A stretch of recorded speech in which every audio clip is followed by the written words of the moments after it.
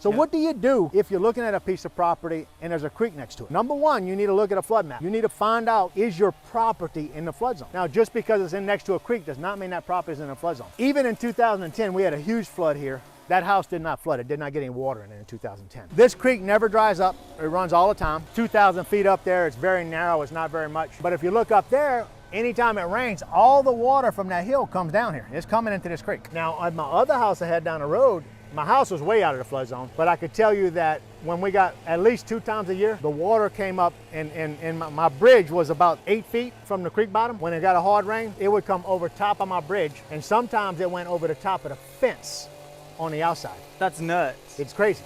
It's crazy. But it would do that. So how do you know that if it only happens once every 5 or 6 years? So it's difficult to understand that, but that's the truth. It happens, and you got to investigate.